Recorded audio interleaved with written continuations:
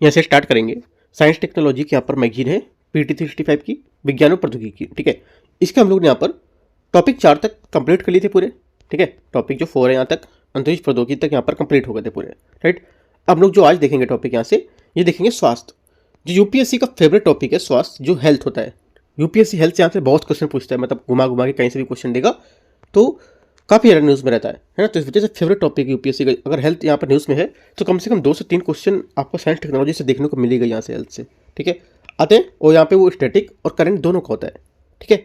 तो देखते हैं यहाँ से आते हैं 5वें नंबर टॉपिक पे, स्वास्थ्य पे। और यहाँ पर उसके बाद हम लोग करेंगे 6ठा नंबर टॉपिक। यहाँ पर 5वें नंबर टॉपिक है 52 पेज पे, और 6ठा नंबर है, 6ठा नंबर आपका है 63। तो यहाँ पर कोशिश करेंगे 6ठा नंबर भी कवर करने की, है ना। आते हैं,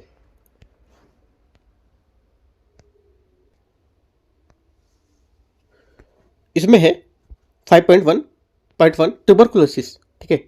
ट्यूबरकुलोसिस क्या है देखते हैं यहाँ से। तपेदिक या क्षय रोग, टीबी के बारे में देखते हैं। ये क्या है, ये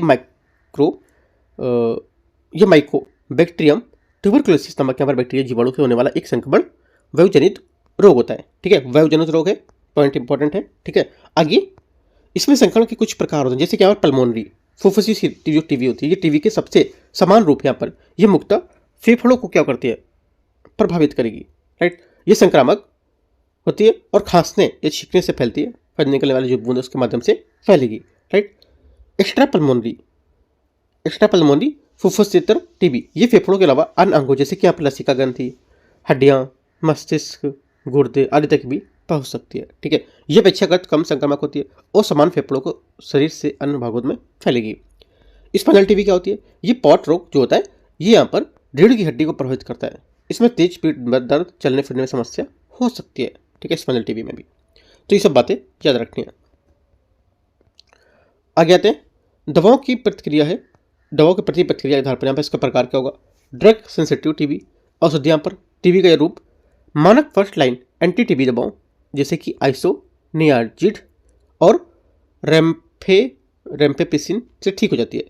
और ड्रग रेसिस्टेंट टीबी, इसमें यहाँ पर जो कुछ टीबी के मानक होते हैं उसको दवाओं को ठीक नहीं कर पाते, ठीक है। तो ये सब कुछ पॉइंट याद रखने, कुछ खास नहीं है यहाँ पर इतना, है ना। ऊपर बस इतना याद रखना था कि यहाँ पर जो इसके कौन से बैक्टीरिया के कारण होता है, ठीक है, कौन से जीवाणु के कारण होता है, और यहाँ पर इसमें कौन कौन से पहल किस आधार पर की गई है। तो यहाँ पर कुछ पहल याद रखना है, ठीक है। आगे आते हैं टॉपिक पे। आगे टॉपिक है इसमें human immuno deficiency virus, HIV, ठीक है। HIV के बारे में देखते हैं। हाँ, इसमें से क्या होगा, नीचे से आते हैं, क्या पूछेगा HIV के बारे में। ये देखो यहाँ से इंपॉर्टेंट है, human immunodeficiency virus HIV virus है जो यहाँ पर शरीर की प्रतिरक्षा प्रणाली से हमला करता है। और यहाँ पर कार्यप्रणाली क्या होगी, HIV शरीर की जो यहाँ पर श्वेत रक्त कोशिकाएं हैं, CD4 कोशिकाओं, CD4 जो टी लिम्फोसाइड है, इसको संक्रमित कर उन्हें नष्ट कर देती है, जिससे यहाँ पर प्रतिरक्षा प्रणाली कमजोर हो जाती है। की पॉइंट है। प्रसार क्या होगा इसमें, HIV वायरस जो होता है संक्रमित व्यक्ति के तरल पदार्थ जैसे कि रक्त, ठीक है, और यहाँ पर स्तन का जो यहाँ पर मिल्क है, दूध है, ठीक है, वो, और यहाँ पर सीमित और यहाँ पर योनि और स्राव से फैलेगा, राइट। इससे भी यहाँ पर हो सकता है, ये माता बच्चे में भी फैल सकता है, ठीक है। उसके बाद यहाँ पर ये उपचार के लिए हम लोग इसमें HIV anti retroviral therapy ART से यहाँ पर इसे रोक सकते हैं। बिना इलाज HIV के आगे चलकर एड्स एक्वायर्ड इम्यूनोडिफिशियंसी सिंड्रोम में बदल सकता है। तो इनका कुछ खास इंपॉर्टेंट नहीं, बस इसके बारे में बताया उन्होंने, है ना। आगे आते हैं, सुर्खियों में कुछ रोग। यहाँ पर ट्रैकोमा क्या होगा, ट्रैकोमा WHO द्वारा भारत में ट्रैकोमा को लोक स्वास्थ्य समस्या में रूप में समाप्त करने के लिए प्रमाण पत्र प्रदान किया गया, ठीक है। आते हैं ट्रैकोमा के बारे में देखते हैं। ये क्या है, ये क्लेमाइडिया ट्रैकोमैटिस नामक बैक्टीरिया से होने वाला एक नेत्र रोग होता है। इसे WHO ने उपेक्षित उष्णकटिबंधीय रोग की सूची में शामिल किया है। प्रभाव क्या होगा इसमें, प्रभाव ये आजीवन दृष्टिहीनता के कारण बन सकता है, ठीक है। संक्रमण का माध्यम क्या होगा, यह रोग संक्रमित व्यक्ति के संपर्क में आने पर मक्खियों के माध्यम से फैलेगा, ठीक है। भारत में 19 क्षेत्र में ट्रैकोमा नियंत्रण कार्यक्रम को राष्ट्रीय दृष्टिहीनता और दृश्य क्षति नियंत्रण कार्यक्रम को लेकर यहाँ पर एक किया जाएगा, ठीक है। तो यहाँ से कुछ पॉइंट है जो कुछ ज़्यादा इंपॉर्टेंट नहीं है, बस यहाँ पर न्यूज़ में था तो यहाँ पर लिया गया ये पॉइंट, ठीक है। क्योंकि भारत तो जो यहाँ पर नेपाल में हमारे उसमें यहाँ पर ट्रैकोमा को उन्मूलन को लेकर था, तो इस वजह से न्यूज़ में था, राइट, जहाँ पे याद कर सकते हो आप प्रभाव क्या होगा इसका, संक्रमण का माध्यम क्या हो सकता है, भारत कुछ पहले होते हैं उसे क्या हो सकती है, बस 3-4 बातें आपको याद रखनी है। आगे आते हैं, हेपेटाइटिस है, हेपेटाइटिस जो देखते हैं यहाँ पर डब्ल्यू चले, हेपेटाइटिस डी को यहाँ पर हेपेटाइटिस बी और सी की तरह यहाँ पर कैंसरकारी माना है। हेपेटाइटिस डी एक कमजोर वायरस है जिसे प्रतिकृति के लिए यहाँ पर हेपेटाइटिस बी वायरस HBV की आवश्यकता होती है। इसका अर्थ है कि यहाँ पर हेपेटाइटिस डी केवल उन्हीं लोगों पर प्रभावित करता है जिन्हें पहले से ही हेपेटाइटिस बी है, चाहे वे इसके आधार पर प्रभावित करें या बाद में। ठीक है, अभी कर सकते हैं, बाद में ऐसा हो सकता है। ठीक है, तो ये बात याद रखनी है। हेपेटाइटिस वायरस के बारे में देखते हैं। हेपेटाइटिस वायरस ABCD और E गंभीर लीवर संक्रमण प्रमुख कारण होता है। हालांकि यहाँ पर केवल हेपेटाइटिस BCD ही यहाँ पर चिरकालिक संक्रमण का कारण बन सकता है, लेकिन यहाँ पर इसमें जो लीवर होता है, ठीक है, सिरोसिस, लिवर फेलियर या कैंसर का अधिक जोखिम बढ़ा सकता है। टीके की उपलब्धता क्या है इसमें, इसमें देखो टीके की उपलब्धता को लेकर के हेपेटाइटिस C वायरस के लिए यहाँ पर कोई टीका उपलब्ध नहीं है। इंपॉर्टेंट बात है। हेपेटाइटिस B का टीका HDV हेपेटाइटिस D वायरस संक्रमण से सुरक्षा प्रदान करता है और हैवियोर भारत का पहला स्वदेशी हेपेटाइटिस A टीका होगा। 3 बातें याद रखनी इसकी है और ऊपर जो आपको बताया था वो। आगे आते हैं, एमपॉक्स मंकी पॉक्स रोग, इसके बारे में। बीमारी का प्रकार, यह वायरल जूनोटिक रोग है और मंकी पॉक्स वायरल जो संक्रमण से फैलता है। संक्रमण क्या होगा, यह संक्रमित व्यक्ति हो, जानवर हो या संक्रमित जो वस्तु उसके निकट में आने से फैलता है। ठीक है, लक्षण क्या होगा, बुखार, सिर दर्द, मांसपेशियों में दर्द, थकान और लिम्फ नोड से सूजन दिखती है इसमें। वैश्विक चिंता क्या होगी इसकी यहाँ पे वैश्विक चिंता की यहाँ पे इसे 2022 में WHO द्वारा अंतर्राष्ट्रीय चिंता का लोक स्वास्थ्य आपातकाल घोषित किया गया था। उपचार क्या होगा, एमपॉक्स के लिए यहाँ पर कोई भी प्रमाणित जो उपलब्ध उपचार नहीं है। निदान परीक्षण RT-PCR reverse transcription polymer chain reaction, इसके लेकर आप निदान परीक्षण कर सकते हो। बाकी थोड़ा सा रीड करना है, पॉइंट ज़्यादा इंपॉर्टेंट नहीं है, बस आपको पता होना चाहिए कैसे होता है, क्या इसके लक्षण है और किस वायरस यहाँ पर फैलेगा। आगे आते हैं, ह्यूमन पैपिलोमा वायरस, ये क्या है, देखो इसको यहाँ पर देखते हैं। जब प्रौद्योगिकी विभाग DBT ने सर्वाइकल कैंसर की जांच के लिए भारत की पहली स्वदेशी रूप से विकसित HPV परीक्षण किट को मान्यता प्रदान की है। ठीक है, HPV क्या है, यहाँ पर एक आम यौन संचारित संक्रमण है। ये त्वचा, जनांग क्षेत्र और गले में प्रभावित कर सकता है, पहली बात। दूसरा, अधिकांश मामलों में शरीर की रोग प्रतिरोधक क्षमता स्वयं ही यहाँ पर वायरस को नष्ट कर देती है। उच्च जोखिम वाला HPV जो वायरस है, ये शरीर के लगातार बना रहता है। ये असमान कोशिकाओं को वितरित कर सकता है, विकसित कर सकता है, जो यहाँ पर आगे चलकर कैंसर का रूप ले सकती हैं। इंपॉर्टेंट पॉइंट है, याद रखना ये वाला। सर्वाइकल कैंसर क्या होता है, HPV वायरस होने वाला सबसे समान प्रकार का एक कैंसर होगा। उपचार क्या होगा इसका, उपचार यहाँ पर वर्तमान में HPV वायरस का कोई संक्रमण का उपचार नहीं है। इंपॉर्टेंट बात है भी। ठीक है, तो इसका थोड़ा सा सर्वाइकल कैंसर काफी चल रहा था न्यूज़ में, इसको पढ़ना है। बाकी मैं MCQs में आपको चीज़ें कवर कराऊंगा, यहाँ से अभी आप पढ़ो इसको। ठीक है, आगे आते हैं, आगे देखते हैं इसको। शरीर क्रिया विज्ञान चिकित्सा क्षेत्र में नोबेल पुरस्कार को लेकर के यहाँ पर देखते हैं इसमें क्या पूछ सकते हैं क्वेश्चन। क्या पूछेगा इसमें, तो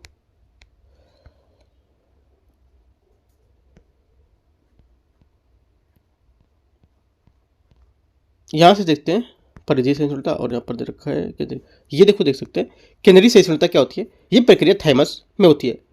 थाइमस लसिका तंत्र में एक छोटी ग्रंथि होती है जो T कोशिकाओं के उत्पादन की परिचर्या करती है ना। ज्ञात है कि यहाँ पर T कोशिका कोई प्रकार की श्वेत कोशिकाओं में होगी। ठीक है, याद रखना, जो यहाँ पर T कोशिका है एक प्रकार की श्वेत रक्त कोशिका होती है। T कोशिकाएं, T सेल हमारे शरीर को संक्रमणों से बचाती हैं। इंपॉर्टेंट पॉइंट है। और प्रशिक्षण के दौरान थाइमस एवं प्रकृतिशील जो T कोशिकाएं इसको हटा देती हैं और इससे हानिकारक कोशिकाएं भी होती हैं जो यहाँ पर शरीर के अपने प्रोटीन पर हमला कर सकती हैं। हालांकि ये प्रक्रिया पूर्ण नहीं होती है। इनमें से कुछ यहाँ पर स्व प्रतिक्रियाशील T कोशिकाएं थाइमस से निकलकर शरीर के परिसंचरण तंत्र और ऊतक में प्रवेश कर जाती हैं, जिन्हें परिधि कहा जाता है। क्वेश्चन यहाँ से कैसे बनेगा, क्वेश्चन यहाँ से बनेगा कि हाँ, क्वेश्चन बोलेगा निम्नलिखित कथन पर विचार करना है T कोशिकाओं के बारे में। पहली बात है, पहला बोलेगा T कोशिका जो होती है ये एक प्रकार की लाल रक्त कोशिकाओं से बनी होती है। पहली बात गलत है। वाइट यहाँ पर ब्लड सेल है, ठीक है, श्वेत रक्त कोशिकाओं की होती है। T कोशिकाएं हमारे शरीर के संक्रमण से बचाएगी, ये बात सही है। ठीक है, अगला बोलेगा यहाँ पर कि जो T कोशिकाएं होती हैं ये स्वयं प्रक्रियाशील होती हैं और हानिकारक कोशिका होती है जो उनको हटाती है ये, और प्रोटीन पर हमला कर सकती है। तो ये बात सही है, ठीक है। ऐसे करके पॉइंट आपको देखना है। आगे आते हैं। इस प्रक्रिया में नियामक टी कोशिकाएं एक महत्वपूर्ण भूमिका निभाएंगी। स्व प्रक्रियाशील टी कोशिका पहचान कर हमारे जो ऊतक है उसको लेकर हमला करने से रोकेंगी। किसमें? परजीवी सहिष्णुओं में, ठीक है। आगे देखते हैं क्या इसको कुछ ये कुछ खास पॉइंट इंपॉर्टेंट नहीं है इतना, है ना। आगे देखते हैं, ये नहीं पढ़ना, छोड़ दो आप इसको। FOX बाकी देखो इसका जो रहेगा क्वेश्चन, मैं PT 365 की जो मैगजीन है, मैगजीन का MCQs है, उसमें मैं कम से कम 3 क्वेश्चन बनाऊंगा। ऐसे कैसे क्वेश्चन और बन सकते हैं, ठीक है, इसके अलावा भी। तो यहाँ से आप अगर इसको टॉपिक को छोड़ेंगे तो वहाँ पे भी हम लोग MCQs में कवर, देखो जो टॉपिक में छोड़वा देता हूँ कि छोड़ दो यहाँ से, तो मैं कोशिश करता हूँ कि टॉपिक को MCQs में आपको चीज़ें कवर कर दूँ, ठीक है, छूट नहीं पाए वहाँ पे भी। आगे आते हैं। FOX P3 की क्या भूमिका रहेगी इसमें? मेरी ब्रेंका और फिल्ट रैम्सडेल, इसने यहाँ पर FOX P3 की जीन की खोज की थी। ये जीन मानव शरीर में नियामक टी कोशिकाओं के विकास के कारकों को संपर्क नियंत्रित करता है, ठीक है। ये FOX P3 जीन में उत्परिवर्तन होता है जो नियामक टी कोशिकाओं का सही से उत्पादन नहीं कर पाता है। इसमें एक कारण होता है कि यहाँ पर जो दुर्लभ प्रतिरक्षी है ये रोग हो सकता है, और IPEX कहा जाता है जिसे। इस रोग में हमारी प्रतिरक्षा प्रणाली शरीर के अपने उसको पर हमला करने लगती है, ठीक है। तो कुछ खास नहीं दिखा है इसमें, हटाते हैं अभी टॉपिक को। खोज का महत्व क्या होगा इसमें? स्वप्रतिरक्षी कैंसर उपचार में और यहाँ पर अनुपयोग को लेकर के एक बार ये पढ़ सकते हो, ये थोड़ा सा इंपॉर्टेंट है कि इसकी खोज है जो इनका क्या महत्व होता है, तो ये आप देख सकते हो, ठीक है। आगे आते हैं। रोगाणुरोधी प्रतिरोध, इसमें यहाँ पर वैश्विक एंटीबायोटिक प्रतिरोधी निगरानी रिपोर्ट 2025 जारी की गई। ये बात इंपॉर्टेंट है क्योंकि यहाँ पर 25 रिपोर्ट है। ये इसमें क्या पॉइंट है देखते हैं। देखो रोगाणुरोधी प्रतिरोध में क्या आशय होगा इससे? AMR वह स्थिति जिसमें यहाँ पर जीवाणु, विषाणु, कवक, परजीवी दवाइयों के विरुद्ध यहाँ पर प्रतिरोधक क्षमता होती है, उनको विकसित कर लेते हैं जो यहाँ पर नष्ट करने के लिए बनाई गई होती है। AMR एक प्राकृतिक प्रक्रिया होती है। AMR मतलब रोगाणुरोधी प्रतिरोध है, जो समय के साथ रोगजनकों में अनुवांशिक परिवर्तन के कारण होती है। हालांकि मनुष्य से जुड़ी कई गतिविधियों के कारण उद्भव और प्रसार तेजी से होता है। जीवाणु, विषाणु और कवक के उपभेद या स्ट्रेन जो यहाँ पर अधिकांश रोगाणुरोधी दवाइयों के विरुद्ध प्रतिरोधक क्षमता विकसित कर लेते हैं, सुपर बग कहलाते हैं। बैक्टीरिया के विभाजन के दौरान यहाँ पर जो ऊर्ध्वाधर जीन स्थानांतरण के यहाँ पर माध्यम से सूक्ष्म जीव के जीव जो प्रतिरोधी जीवन होते हैं उसमें आदान प्रदान, क्षतिज स्थानांतरण, कुछ खास इंपॉर्टेंट नहीं है, हटाते हैं। ये पॉइंट देखते हैं। WHO ने AMR और विश्व के समक्ष शीर्ष जो देश है स्वास्थ्य के लिए वहाँ पर खतरों में से एक माना है, ठीक है। इसी प्राय मुख्य महामारी भी कहा जाता है, इंपॉर्टेंट है। मैं टॉपिक लिख लेता हूँ। हेल्थ टॉपिक से मैं अपना क्वेश्चन और निकालूंगा, जैसे कि PIB से और इंडियन एक्सप्रेस से, है ना। यहाँ पे कुछ खास नहीं दे रखा है। हेल्थ टॉपिक MCQs आ जाते हैं, क्योंकि देखो मैं क्या कह रहा हूँ कि जो यहाँ से हेल्थ टॉपिक में थोड़ा बहुत चलो कवर करा रहा हूँ आपको, ठीक है। इसके जो MCQs होंगे वहाँ से कुछ टॉपिक कवर होंगे हमारे, है ना। और इसके बाद में जो MCQs और लेके आऊँगा हेल्थ टॉपिक के, वो मैं अलग से आपको टॉपिक कराऊंगा साइंस टेक्नोलॉजी के बना करके, ठीक है, जो PIB और इंडियन एक्सप्रेस के जो न्यूज़ होंगे उसमें निकाल करके, राइट। तो वहाँ से मैं क्वेश्चन आपको हेल्थ के करूँगा, क्योंकि हेल्थ यहाँ पर काफ़ी इंपॉर्टेंट होता है। यहाँ पर कुछ खास इंपॉर्टेंट नहीं दिया वैसे, लेकिन UPSC क्वेश्चन आपको घुमा के पूछेगा, राइट। और अभी दिया भी होगा, जैसे PIB में काफ़ी ज़्यादा टॉपिक दे रहते हैं, कम से कम डेली 5 से 6 न्यूज़ PIB की आती है ना। उसमें से एक तो हेल्थ की न्यूज़ होगी ही, और अगर पूरे महीने की है तो कम से कम 20 से 22 न्यूज़ तो होनी चाहिए, ठीक है। तो हम लोग वहाँ से कवर करेंगे उसको। यहाँ से थोड़ा देख लेते हैं, जो मैगजीन में है इसको भी कवर करते हैं। देखो इसमें क्या बोला, AMR के प्रमुख कारण क्या हो सकते हैं? इसके प्रमुख कारण औषधि निर्माण, ठीक है, और स्वास्थ्य संस्थान, कृषि संबद्ध क्षेत्र हो सकते हैं। मनुष्य में एंटीबायोटिक का दुरुपयोग और अतिप्रयोग हो सकता है। अपशिष्ट प्रबंधन की कमी हो सकती है, और कुछ कारण भी हो सकते हैं अन्य। यहाँ पर AMR के कुछ यहाँ पर कारण हो सकते हैं। देखो AMR के कारण मैं आपसे बोलेगा कि यहाँ पर सिर्फ इसमें जो मनुष्यों की जो मनुष्य के लिए यहाँ पर सिर्फ इसमें दवाएं या एंटीबायोटिक ये सब चीज़ आती हैं, जबकि यहाँ पर कृषि संबद्ध क्षेत्र इसमें नहीं आएंगे, तो गलत हो जाएगी, क्योंकि यहाँ पर कृषि संबद्ध क्षेत्र भी इसमें शामिल है, ठीक है, याद रखना है। आगे आते हैं। आगे यहाँ पर है फिक्स्ड डोज कॉम्बिनेशन औषधि, इसके बारे में देखो। फिक्स्ड डोज कॉम्बिनेशन औषधि उसके बारे में देखते हैं यहाँ से। ये 2 या 2 से अधिक सक्रिय औषध सामग्रियों को यहाँ पर एक निश्चित अनुपात में मिलाकर बनाई गई एकल खुराक वाली दवा को फिक्स्ड डोज कॉम्बिनेशन कहा जाता है। API वास्तव में किसी निर्मित औषधि, टैबलेट, कैप्सूल, क्रीम, इंजेक्शन आदि की जैविक रूप से सक्रिय घटक होता है, जो रोग के यहाँ पर उपचार को वांछित प्रभाव उत्पन्न करता है। अगला पॉइंट है, किसी FDC को NDCT, ठीक है, NDCT 2019 के तहत नई औषधि तब बनाता है जब निम्नलिखित 2 शर्तों को पूरा करता हो। पहली बात, ये रोगियों को उसके उपयोग में लाए जाने वाले पहले स्वीकृत या 2 से अधिक यहाँ पर औषधियों के लिए एक निश्चित अनुपात में मिलाकर बनाई गई हो। सेकेंड बात है, ये अपने दवाओं में बदलाव के साथ साथ पहले यहाँ पर स्वीकृत औषधियों के अनुपात में बदल सकती है। तो 2 पॉइंट आपको याद रखना है कि यहाँ पर कब इसमें शर्तों को कौन सी पूरा करती है। एफडीसी औषधि को कुछ प्राथमिकता दी जाती है। क्यों? देखो, इसको प्राथमिकता इसलिए दी जाती है क्योंकि यहाँ पर बेहतर चिकित्सीय के इसके परिणाम मिलते हैं और यहाँ पर रोगी व्यक्ति की जो चिकित्सा है उसके निर्देश को बेहतर ढंग से अनुपालन कराया जाता है। तो ये पॉइंट याद रखना है। उपचार की लागत में कमी आती है। इसमें कई अलग अलग यहाँ पर औषधियों को खरीदने की तुलना में संयुक्त उत्पाद उपचार में लागत को कमी करती है। भारत में फार्मा उत्पाद विनियमन ड्रग्स एंड कॉस्मेटिक्स अधिनियम 1940 द्वारा तथा यहाँ पर ड्रग्स कॉस्मेटिक्स नियम 1945 भारत में दवाओं और प्रसाधन कॉस्मेटिक्स के निर्माण जो निर्माण होते हैं उसकी वितरण और बिक्री पर नियंत्रित करता है। ये पॉइंट इंपॉर्टेंट है। दूसरा बात है, केंद्रीय औषध मानक नियंत्रण संगठन स्वास्थ्य और परिवार कल्याण मंत्रालय के अंतर्गत महानिदेशक स्वास्थ्य सेवाएं के अधीन कार्य करते हैं और भारत की राष्ट्रीय नियामक प्राधिकरण के साथ रहते हैं। तो ये भी बात इंपॉर्टेंट है। ठीक है। राज्य औषधि नियामक प्राधिकरण राज्य स्तर पर लाइसेंस जारी करने और निरीक्षण करने को दवा जो कानून है उसके अनुपालन को सुनिश्चित करने को लेकर एक सशक्त काम करता है।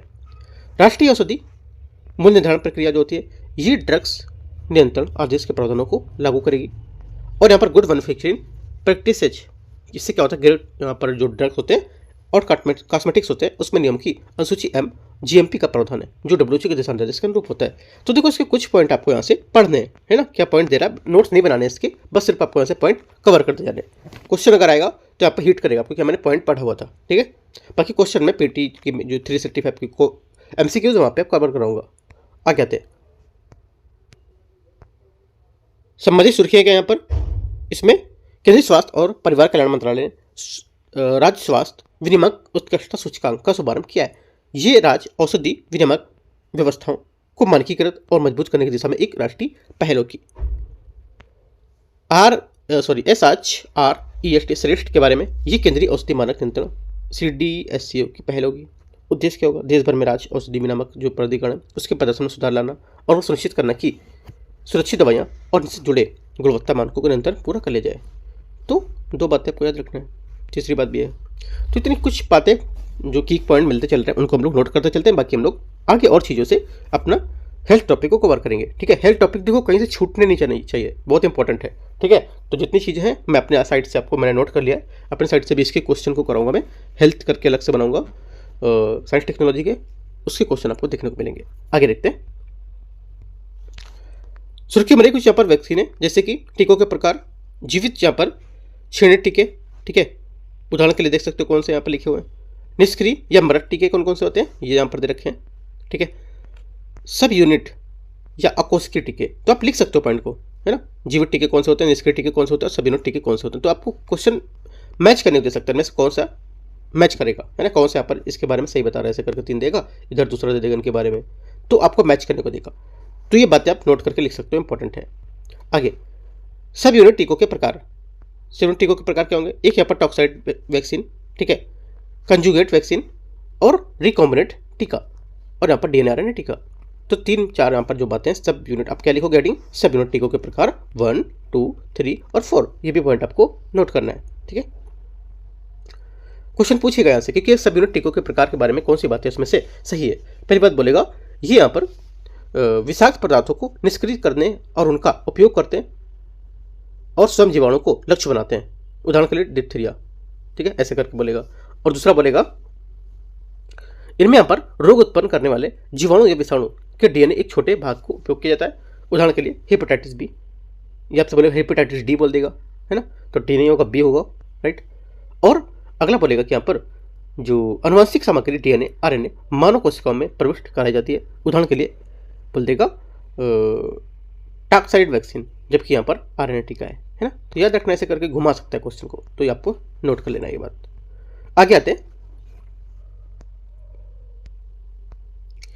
आगे टॉपिक है एड फ्लेकिवैक्स, है ना। इसको देखते हैं।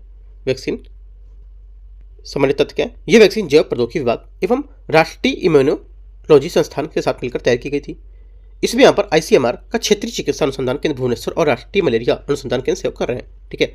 एडीफेलेक्सी वैक्सीन है इसके बारे में, ये क्या है, ये प्लाज्मोडियम, ठीक है, फॉल्सीपेरस सबसे घातक मलेरिया परजीवी की प्रजाति होती है, इसको बोलते हैं। ये 2 चरणों में लक्षित करना है इसका मौजूद, यहाँ पर जो मौजूदा जब वैक्सीन है उस केवल एक जीवन चरण को लक्षित करती है। वो यहाँ पर एडफिलेक्सी वैक्सीन है जो यहाँ पर परजीवी जीवन चक्र के 2 महत्वपूर्ण चरणों को लक्ष्य करेगी, जैसे कि एक यहाँ पर प्री एरिथ्रोसाइटिक, ठीक है, चरण, दूसरा आपका संचरण सेक्सुअल चरण, 2 चरण यहाँ पर इसके होते हैं, ठीक है।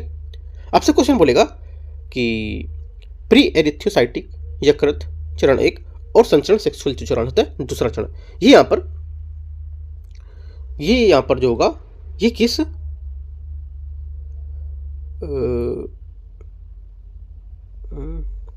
किस जीवन चक्र या किस परजीवी जीवन चक्र के महत्वपूर्ण जो चक्र है उसको बता रही है ना। तो यह प्लाज्मोडियम जो फाल्सीपेरस है उसके यहाँ पर परजीवी जीवन चक्र के बारे में बता रही है। ऐसा करके क्वेश्चन घुमा सकता है। आगे देखते हैं क्या है, आगे यहाँ पर है रिकॉम्बिनेंट कैमेरिक वैक्सीन। ये क्या होती है, ये कैमेरिक वैक्सीन से तात्पर्य उन वैक्सीन से जो यहाँ पर परजीवी जीवन चक्र के विविध चरण से एंटीजन को एक यहाँ पर एकल इम्यूनोजन संयोजन करती है, ठीक है। मलेरिया के बारे में, मलेरिया एक प्राण घातक बीमारी होती है जो प्लाज्मोडियम परजीवी के कारण होती है तथा एक व्यक्ति से दूसरे व्यक्ति में नहीं फैलती है। इंपॉर्टेंट बात है, ये संक्रमित मादा एनाफिलिज मच्छरों से काटने से फैलता है। 5 प्लाज्मोडियम प्रजातियों में मनुष्यों को मलेरिया होता है। जो 5 जो प्लाज्मोडियम प्रजातियों से उसमें से मनुष्यों को मलेरिया होता है सिर्फ, ठीक है। और P falciparum, P vivax, P malaria और पी ओवले और पी नोलेसी ये यहाँ पर है, ठीक है। आगे आते हैं, ये नोट कर लोगे। इन्हीं से बोलेगा 5 यहाँ पर प्लाज्मोडियम जो प्रजातियों में से कौन सी यहाँ पर एक नहीं है, ऐसे करके दे सकते हैं। यह बोलेगा 5 जो प्लाज्मोडियम की प्रजातियों में से कौन सी यहाँ पर मनुष्यों से नहीं फैलती है, मनुष्यों में, ऐसे बोल देगा, है ना। आपको ये पता है कि फैलती कौन सी लेकिन कौन सी नहीं फैलती, तो यहाँ पर याद करने पड़ेंगे तब आप कर पाओगे। तो नोट कर लो आप इसको। ऑन्कोलिटिक एवं व्यक्तिगत mRNA वैक्सीन, यहाँ पर देखो एंटेरोमिक्स ऑन्कोलिटिक वैक्सीन के बारे में। ये यहाँ पर एक प्रकार की कैंसर चिकित्सा है जो यहाँ पर कैंसर कोशिकाओं को सीधे मारने और ट्यूमर रोधी जो प्रतिरक्षा करने पर इसकी प्रतिरोध करने को लेकर ऑन्कोलिटिक वायरस का उपयोग करती है। और एंटेरोमिक्स 4 गैर रोगजनक वायरसों में इस संयोजनों को आधारित यहाँ पर एक घातक कोशिकाओं को नष्ट करने के साथ यहाँ पर रोगों की ट्यूमर रोधी प्रतिरक्षा को सक्रिय करने में क्षमता दिखाती है, ठीक है। mRNA वैक्सीन के बारे में देखते हैं, ये कुछ खास इंपॉर्टेंट नहीं है। mRNA वैक्सीन आपको पढ़ना है, ये पिछले साल क्वेश्चन पेपर में आया था, ये क्वेश्चन पूछा गया था हमारे पे mRNA पर, ठीक है। तो देखो यहाँ से क्वेश्चन आपको टॉपिक पढ़ना है पूरा, ठीक है। ये क्या है, mRNA वैक्सीन जो है तीव्र विकास करती है, ठीक है, मजबूत प्रतिरक्षा प्रणाली इसकी होती है और यहाँ पर जीवित वायरस की जरूरत इसमें नहीं होती है, ठीक है। तो 3 पॉइंट बहुत इंपॉर्टेंट यहाँ से है ये, ठीक है, कवर करना है इनको। आगे व्यक्तिगत mRNA वैक्सीन के बारे में। व्यक्तिगत वैक्सीन प्रत्येक रोगी के ट्यूमर के आनुवंशिक जो विश्लेषण होता है उसके आधार पर एक विशिष्ट वैक्सीन तैयार की जाती है जो प्रतिरक्षा तंत्र को कैंसर कोशिकाओं की पहचान करना सिखाता है। और mRNA वैक्सीन mRNA टीके के प्रकार के टीके हैं जो यहाँ पर मैसेंजर mRNA के एक छोटे टुकड़े का उपयोग करके हमारी कोशिकाओं को वायरस प्रोटीन या वायरस के नाम पर विशिष्ट प्रोटीन के उत्पादन करने को निर्देश देते हैं। तो ये कुछ बात आपको याद रखनी है यहाँ से। आगे ये वैक्सीन प्रोटीन उत्पादन करने में सक्रिय रूप से यहाँ पर लिपिड यहाँ पर नैनोकण है उसको संग्रहित करके आनुवंशिक सामग्री को शरीर तक पहुंचाती है और शरीर को यहाँ पर ऐसे प्रोटीन में उत्पन्न करती है जो संकेत देता है कि एंटीजन नामक रोगजन समान होते हैं, ठीक है।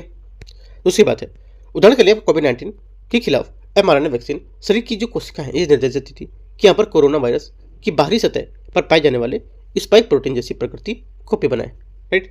तो कुछ खास नहीं है, ये पूरा पढ़ने में क्या समझ है कि यहाँ पर कुछ खास नहीं है, इसको आपको मेहनत नहीं करना है इस टॉपिक पे, ठीक है। बाकी हम लोग जो आपको बताया मैंने mRNA पे वो अच्छे टॉपिक पढ़ना है और mRNA और जो चीज़ें होंगी मैंने आपको बताया कि जितनी भी चीज़ें छूटेंगी मैं आपको यहाँ से अलग टॉपिक से पूरा हेल्थ को कवर कराऊंगा, ठीक है। आगे आते हैं, जितना यहाँ से होता है उतना यहाँ से कवर करते चलो। देखो जरूरी कि PT65 मैगजीन आई है तो उसी में लगे रहो, उसके अलावा कुछ नहीं पढ़ना है, ऐसा कुछ नहीं है। आपको मैं आपको बहुत सारे टॉपिक ऐसे दिखाऊंगा जो यहाँ पर नहीं दिए हुए इसमें हेल्थ के, राइट। तो मैं हेल्थ के और भी टॉपिक यहाँ से को अप्रैल मई से लेकर के जो अगस्त सितंबर तक में टॉपिक इंपॉर्टेंट वो सबको कराऊंगा कवर, यहाँ पे इतने नहीं कवर किए गए, ठीक है। आगे देखते हैं 5.6 अन्य महत्वपूर्ण सुर्खियां क्या घटनाक्रम जैसे विश्व स्वास्थ्य संगठन महामारी समझौता। इसमें यहाँ पर डब्ल्यूएचओ महामारी से समझौता है, इसके बारे में ये विश्व स्वास्थ्य संगठन डब्ल्यूएचओ के संविधान के अनुच्छेद 19 के तहत किया गया दूसरा अंतर्राष्ट्रीय कानूनी समझौता है। गौरतलब है कि यहाँ पर पहला अंतर्राष्ट्रीय समझौता डब्ल्यूएचओ तंबाकू नियंत्रण फ्रेमवर्क कन्वेंशन 2003 है। इस समझौते के कुछ मुख्य बिंदु है। अंतर्राष्ट्रीय स्वास्थ्य विनिमय 2005 के अनुसार इसका उद्देश्य वैश्विक महामारी की रोकथाम और निगरानी को मजबूत करना। ठीक है। दूसरी बात यहाँ से कि pathogen access and benefit sharing प्रणाली, इस संबंध में अंतर सरकारी कार्य समूह के माध्यम से PABS का मसौदा तैयार करने के लिए वार्ता शुरू की गई है। तो 2 पॉइंट यहाँ से इसके याद रखने हैं। आगे आते हैं सार्वभौमिकरण टीकाकरण के बारे में। इसमें यहाँ पर क्या है, भारत के सार्वभौमिक टीकाकरण UIP के बारे में, यूनिवर्सल जो इम्यूनाइजेशन प्रोग्राम होता है, कवरेज 12 बीमारियों के खिलाफ यहाँ पर मुफ्त टीका प्रदान करेगा। पूरे देश में 9 बीमारियों के खिलाफ टीकाकरण किया जाता है। इसमें यहाँ पर जो डिप्थीरिया, काली खांसी, टेटनेस, पोलियो, खसरा, रुबेला, बचपन के यहाँ पर जो TB है, हेपेटाइटिस B और मेनिंजाइटिस निमोनिया, ये सब राष्ट्रीय ग्रामीण स्वास्थ्य मिशन के तहत यहाँ पर UIP भारत के लोक स्वास्थ्य प्रयासों को एक महत्वपूर्ण हिस्सा बन गई है। उपलब्धि क्या होगी, पोलियो मुक्त भारत 2014, नवजात शिशु, टिटनेस का उन्मूलन आदि यहाँ पर इसमें होगा। ठीक है। आगे क्या है, UIP के तहत प्रदान की जाने वाली सभी टीकाकरण सेवाएं डिजिटलीकरण के लिए यूविन प्लेटफॉर्म लॉन्च की गए। तो कुछ यहाँ पर पॉइंट, थोड़े से की पॉइंट देख सकते हो कि कौन से इसमें 9 शामिल थे। ठीक है। और क्या इसके हिस्सा है ना, 4-5 पॉइंट इससे देख सकते हो इंपॉर्टेंट। आगे आते हैं, यहाँ से देखते हैं मोनोक्लोनल एंटीबॉडी, देखते हैं इसके बारे में। ये क्या है, यहाँ पर भारतीय और विज्ञान संस्थान परिषद ICMR द्वारा निपा वायरस रोग के खिलाफ मोनोक्लोनल एंटीबॉडी विकसित करने के लिए साझेदारों की तलाश कर रहा है। निपा वायरस एक जीनोटिक रोगाणु है जो चमगादड़ों या संक्रमित जानवरों के मनुष्य में फैलता है और ये गंभीर श्वसन और तंत्रिका संबंधी जो बीमारी होती है वो पैदा करेगा। ठीक है। मोनोक्लोनल एंटीबॉडी के बारे में आपसे निपा वायरस नहीं पूछेगा, निपा वायरस के अंदर क्या आया, मोनोक्लोनल एंटीबॉडी, ये इस पे क्वेश्चन पूछ सकता है।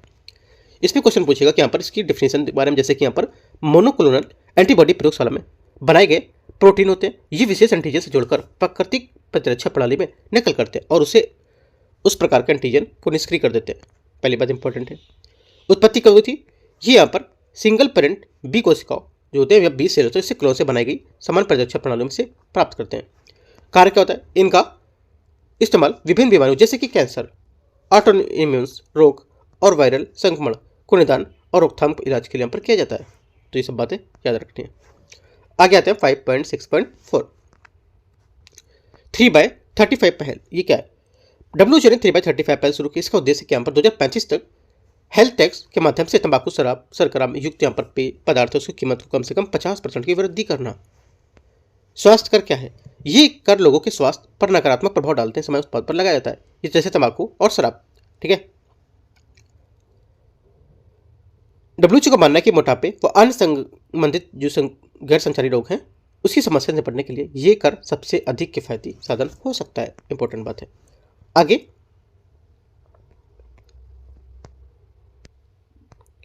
राष्ट्रीय वन हेल्थ मिशन के बारे में। भारत सरकार राष्ट्रीय वन हेल्थ मिशन यहाँ पर क्या है शुरू करने जा रही है, जिसमें यहाँ पर क्या होता है इसके बारे में देखते हैं। ये यहाँ पर बहुक्षेत्र पहलों की, जिसमें यहाँ पर मानव, पशुधन, वन्यजीव और पर्यावरणीय स्वास्थ्य के लिए यहाँ पर एकीकृत दृष्टिकोण अपनाया जाता है, जिसका उद्देश्य होगा कि समन्वित निगरानी, निदान और रोग प्रकोप की अनुक्रिया सुदृढ़ करना। नोडल एजेंसी क्या होगी, नोडल एजेंसी ये प्रधान वैज्ञानिक सलाहकार जो होता है उसके कार्यालय के तहत भारतीय और विज्ञान संस्थान जो होता है उसके द्वारा संचालित की जाएगी। प्रमुख संस्थान राष्ट्रीय वन हेल्थ संस्थान नागपुर होगा। मिशन की आवश्यकता क्यों पड़ी है, क्योंकि यहाँ पर पशुजन जोखिम जो है न्यूनीकरण और महामारी की रोकथाम, तत्परता और रोगाणु रोधी प्रतिरोधक को यहाँ पर नियंत्रित करेगा। तो 3-4 बातें इंपॉर्टेंट है, याद करना है इसके बारे में। राष्ट्रीय वन हेल्थ मिशन क्यों भी शुरू होने जा रहा है तो इंपॉर्टेंट है थोड़ा सा। ठीक है। आगे आते हैं, ट्रांसफैट क्या है, डेफिनेशन देखो यहाँ पर क्या है बोल रहा है कि परिभाषा इसमें क्या है, ट्रांसफैट को यहाँ पर ट्रांसफैटी एसिड भी कहा जाता है। ये यहाँ पर असंतृप्त वसा फैट होते हैं। ये प्राकृतिक और औद्योगिक दोनों स्रोतों से प्राप्त होते हैं, जैसे कि मीट और दूध। ठीक है। औद्योगिक ट्रांसफैट आमतौर पर बिस्किट, तले हुए खाद्य पदार्थ, मार्जरीन और वनस्पति जैसे जो बेक्ड एंड प्रोसेस्ड खाद्य पदार्थ उसमें पाए जा सकते हैं। स्वास्थ्य पर क्या प्रभाव पड़ेगा, बेड कोलेस्ट्रॉल और यहाँ पर लो डेसेंटी लिप्रोप्रोटीन कोलेस्ट्रॉल LDC का स्तर बढ़ाता है। ठीक है। दूसरी बात है, इन्हें सूजन, अधिक वजनी, मोटापा, रक्तचाप, मधुमेह, कुछ तरह के कैंसर भी जोड़ा जा सकते हैं। इंपॉर्टेंट बात है इस वजह से कि आपको यहाँ पर ट्रांसफर जैसी चीज़ें नहीं करनी, जैसे कि यहाँ पर तो मैंने बताया आपको, है ना। आमतौर पर बिस्किट, राइट, तले हुए खास तौर से तले हुए पदार्थ, इनको आपको बिल्कुल छोड़ ही देना है, क्योंकि यहाँ पर कई बार तेल से तले चले जाते हैं, जैसे कि समोसे हो गए, ठीक है। अभी क्या है, बहुत ज़्यादा ट्रेंड में है, जो मोमोज होता है ना, उसको फ्राई करते हैं, वो बहुत ट्रेंड में है, तो वो तो छोड़ ही देना, बिल्कुल घातक एक तरह से, है ना। आगे आते हैं, कुछ पहले यहाँ पर है WHO का यहाँ पर रिप्लेस एक्शन पैकेज। भारत ने खाद्य सुरक्षा मानक बिक्री पर निषेध और प्रतिबंध दूसरा संशोधन विनियम है 2021 के तहत यहाँ पर तेलों में ट्रांस फैट की यहाँ पर मात्रा को अधिकतम 2% तक सीमित किया है। वसा के अन्य प्रकार, यहाँ पर वसा के प्रकार देख सकते हो, संतृप्त वसा क्या होती है और संतृप्त वसा क्या होती है, ठीक है। आगे आते हैं, वजन कम करने वाली दवाएं कुछ होती हैं, ये यहाँ पर न्यूज में थी, ठीक है। सेमाग्लूटाइड भूख को कम करने का काम करती है, भूख को कम करने का काम करती है, ठीक है। ये शरीर में मौजूद GLP-1 ग्लूकागन लाइफ पेंटाइड 1 नामक जो हार्मोन होता है उसको कॉपी करता है। GLP-1 क्या अर्थों में पाया जाने वाला एक हार्मोन होता है जो यहाँ पर खाना खाने के बाद शरीर में रिलीज होता है और ये व्यक्ति को अधिक देर तक पेट भरा रखना महसूस करता है। ये वजन घटाने के अन्य लेकर यहाँ पर शामिल हो सकता है, ठीक है। 5.6.8 ओरल रिहाइड्रेशन सॉल्ट्स, ये क्या होता है? देखो, ORS के बारे में, जब हम लोग पीते हैं ना ORS, जैसे उल्टी होती है, बुखार आए तो डॉक्टर बोलता है ORS का घोल पियो, है ना। तो ORS शब्द यहाँ पर अनन्य रूप से WHO अनुशंसित ओरल रिहाइड्रेशन सॉल्ट से जुड़ा है, जो यहाँ पर दवा उत्पाद है। उद्देश्य क्या होगा, ये कि यहाँ पर सरल व सस्ता ग्लूकोज इलेक्ट्रोलाइट घोल होता है। इसे उपयोग में तीव्र अतिसार रोग से होने वाले निर्जीकीकरण को रोकने के यहाँ पर उपचार करने के लिए किया जाता है।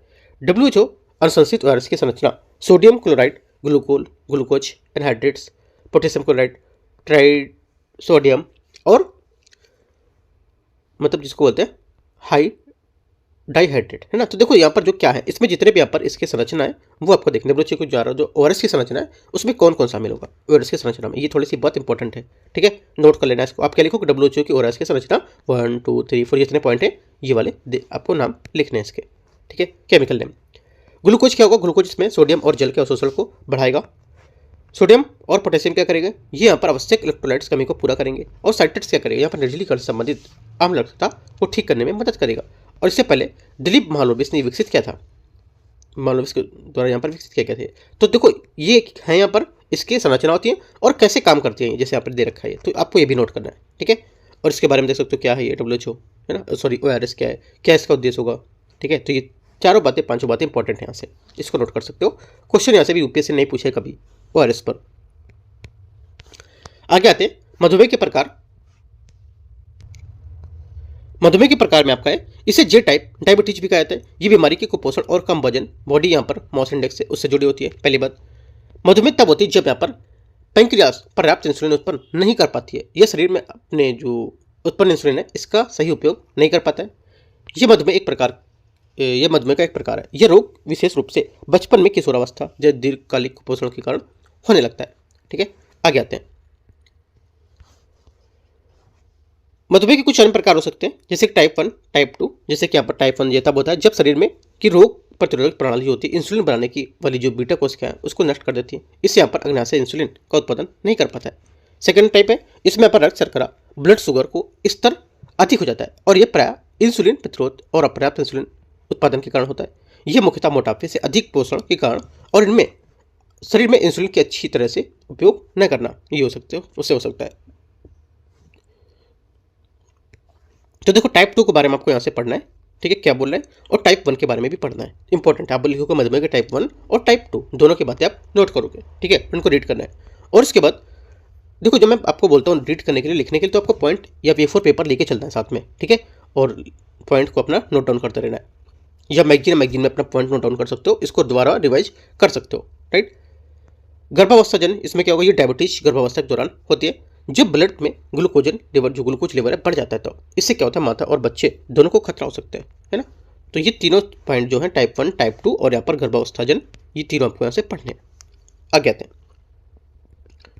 यहाँ से लास्ट टॉपिक होगा ये last, step and shoot proton arc therapy. ये क्या है, स्टेप 1 शूट प्रोटॉन और थेरेपी, इसके बारे में, ये क्या पर अत्यधिक रेडिएशन थेरेपी तकनीक है। ये रेडिएशन थेरेपी कैंसर कोशिकाओं को नष्ट करके उसमें डीऑक्सीराइबोन्यूक्लिक एसिड DNA को नुकसान पहुंचाकर उनकी वृद्धि को धीमा कर देती है। ये तकनीकी प्रोटॉन्स की सहायता से कैंसर कोशिकाओं में टारगेट करती है, जिससे यहाँ पर आसपास के स्वस्थ जो ऊतक हैं वो सुरक्षित रहते हैं। SPARC इसका शॉर्ट फॉर्म है। इसके लाभ क्या हो सकते हैं? इसके लाभ होंगे ये तकनीकी सिर, गर्दन, मस्तिष्क आदि के कैंसर के लिए यहाँ पर जो रेडिएशन है डोज पिलाने की गुणवत्ता में सुधार करेगा। ठीक है, आपसे क्वेश्चन इससे सिंपल सा पूछेगा इसका कि step and shoot proton therapy जो है ये इससे क्या लाभ होंगे? सिर, गर्दन के, मस्तिष्क के कैंसर को जांच करना है ना, इसको लेकर सुधार करना, या हार्ट कैंसर सुधार करना, या मस्तिष्क के जो कैंसर है या उसको लेकर के सुधार करना। तो ऐसे करके पॉइंट देगा आपको, तो ये याद रखना है। ठीक है, आगे आते हैं।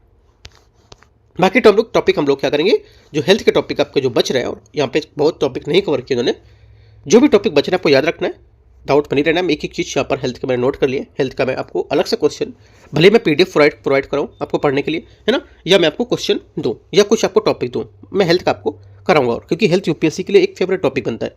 ठीक है, आगे आते हैं। बाकी हम लोग यहाँ पर PT में जो टॉपिक पढ़ते जा रहे हैं सिर्फ उतने ही टॉपिक आपको पढ़ने हैं, एक्स्ट्रा यहाँ से कुछ नहीं पढ़ना है, क्योंकि यहाँ पर एक्स्ट्रा हमारी चीज़ें आगे कवर हो जाएंगी, क्योंकि 100 क्वेश्चन आपके नहीं बनने हैं साइंस टेक्नोलॉजी से। ये माइंड में रख के आपको तैयारी करनी है। ठीक है, कि आपके PT आ गई साइंस टेक्नोलॉजी की, पूरी मैगजीन पढ़ जाओ, नहीं। जो सिलेक्टेड टॉपिक है, PT की क्लास क्यों होती है? इसलिए होती है क्योंकि यहाँ पे जो कुछ चीज़ें हैं सिर्फ उनको समझाई जा सकें जो न्यूज़ में है, जो इंपॉर्टेंट है उसको छोड़ी जाए, है ना। आगे आते हैं।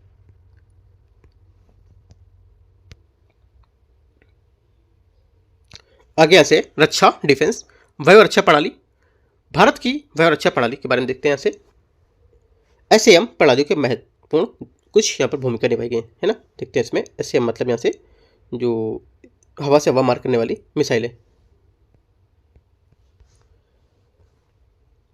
S-400 ट्रायम्फ रूस से प्राप्त हुई थी।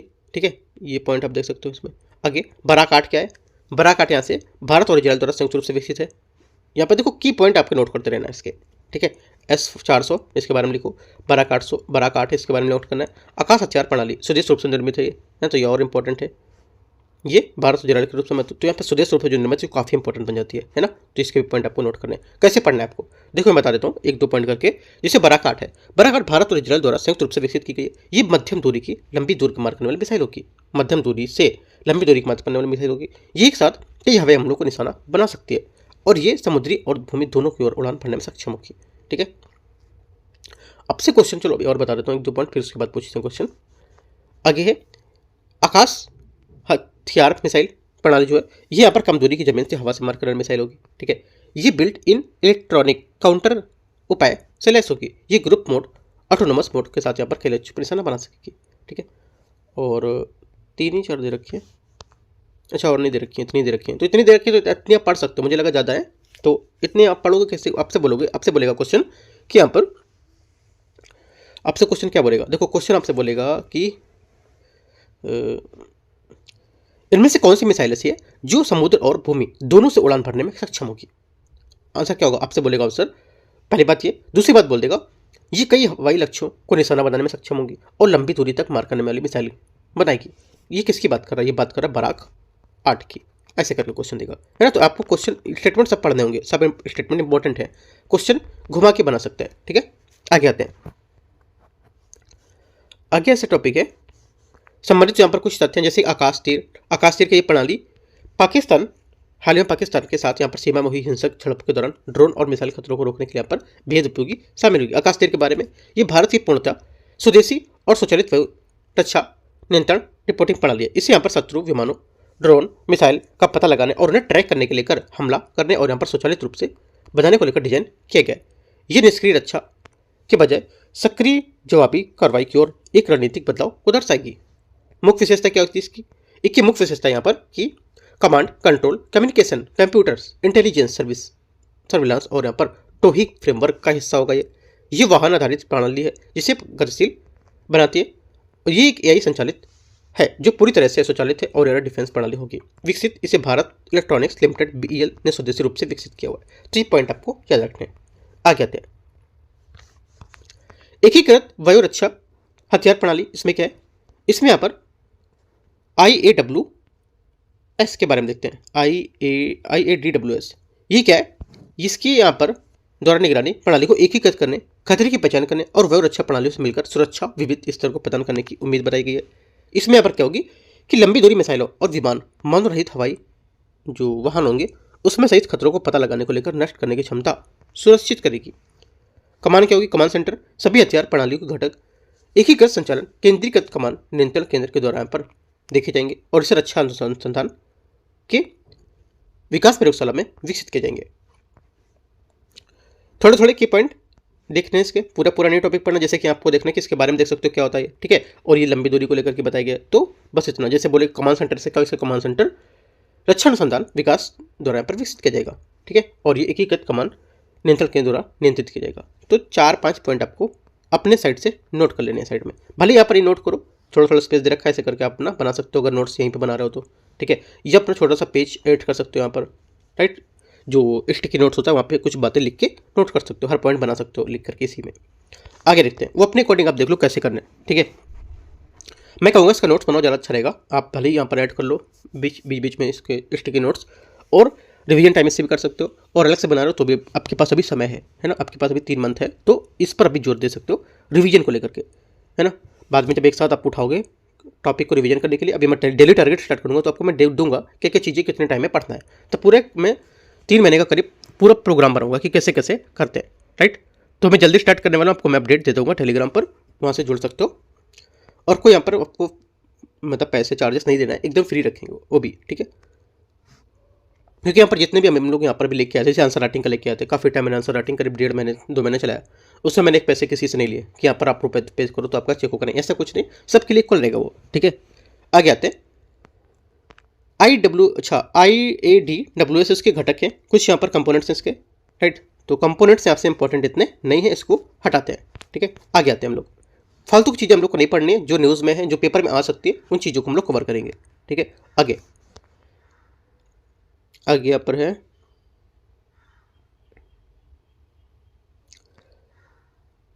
यहाँ पर ये देख सकते हो, अनंत शस्त्र वायु रक्षा प्रणाली, सिर्फ इतना पढ़ना है, ऊपर वाले कुछ नहीं पढ़ने आपको। ये क्या है? भारतीय थल सेना ने अनंत यहाँ पर शस्त्र वायु रक्षा प्रणाली के विकास और आपूर्ति के लिए भारत इलेक्ट्रॉनिक लिमिटेड BEL के साथ अनुबंध किया हुआ है। इसके बारे में देखते हैं। ये स्वदेशी त्वरित प्रक्रिया वाली एक सतह से हवा मार करने वाली मिसाइलों की, ठीक है, विकासकर्ता DRDO ने इसे भारत इलेक्ट्रॉनिक लिमिटेड जो है उसके यहाँ पर सहयोग से विकसित किया है। क्षमता क्या होगी इसमें? 30 किलोमीटर की रेंज वाली अत्यधिक सतर्क प्रणाली होगी। तो यहाँ पर ये पॉइंट आपको नोट करना है, ये इंपॉर्टेंट है, ठीक है। आगे आते हैं, नोट करना है या अपना इसी में हाईलाइट करना है और बड़ा सा लिख देना है इंपॉर्टेंट टॉपिक, इसको आपको रीड करना है। जो टॉपिक मैं कट करा दूँ ऊपर आपको लिख दो, थोड़ा सा कट करके या पेंसिल से कट कर दो उनको, ठीक है। आगे देखते हैं, सुर्खियों बने यहाँ पर कुछ वायु रक्षा प्रणाली, जैसे कि यहाँ पर प्रणाली का नाम और देश दे रखा है। आयरन डोम डेविड यहाँ पर स्लिंग, ये क्या है इसमें देख सकते हो, इसकी क्या विशेषता होंगी, ठीक है। और terminal high altitude area defence, ये क्या हुआ? संयुक्त राज्य अमेरिका द्वारा ये क्या हुआ था? डेवलप किया गया था, और ये बैलिस्टिक मिसाइलों को मार्ग में ही रोककर नष्ट कर देगी। तो इन सब के बारे में आप एक बार नोट कर लो क्या पॉइंट है। या नोट नहीं करोगे तो आप इनको याद करो, ठीक है, इसी मैगजीन से ये स्क्रीनशॉट कर लो और अपने फ़ोन में देखते रहो कि क्या है और इनको याद कर लो, राइट। क्योंकि क्वेश्चन घुमा सकते हैं, क्वेश्चन आपसे पूछेगा कि यहाँ पर पैट्रियट हवा से हवा मार करने वाले एक मोबाइल मिसाइल है, रक्षा प्रणाली है, ठीक है।